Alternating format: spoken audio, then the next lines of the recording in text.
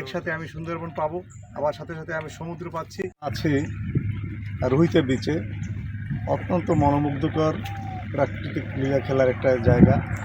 আপনি আমার ডান পাশে সমুদ্র, আপনার এরপরে আমাদের এই বীচটা অত্যন্ত সুন্দর। একসাথে আপনি বিভিন্ন গাছপালা এবং নদী, সমুদ্র এবং পাখালির যে কোলাহল আপনি দেখতে পাচ্ছেন। আমার পিছনে সাদা বকের যে এক ঝাঁক বলাকার মতো তারা উড়ে বেড়াচ্ছে এবং মানুষের আশেপাশেই তারা থাকছে, তাদের কোনো ভয়ভীতিও নাই।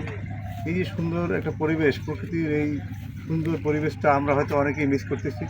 আমরা হয়তো জানি না যে এত সুন্দর একটা জায়গা এখানে আছে। পাথরঘাটার এই রুইটা অত্যন্ত সুন্দর একটি জায়গা। আমি আশা করব যারা ভ্রমণ পিপাসু তারা এই জায়গাটা যদি আসেন, আপনি অনেক সুন্দর প্রকৃতির সুন্দর সুন্দর জিনিস আপনি দেখতে পাবেন।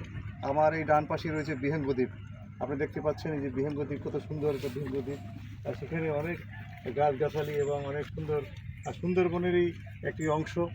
আমরা এখানে যদি আসি, একসাথে আমি সুন্দরবন পাবো, আবার সাথে সাথে আমি সমুদ্র পাচ্ছি এবং এই লোকালয় আমি সুন্দর একটা পরিবেশ। এখানে যারা জনগণ আছে তারাও কিন্তু অনেক পর্যটক বান্ধব, তারাও পর্যটন যারাই আসে তাদেরকে হেল্প করে, তাদের সহযোগিতা করে।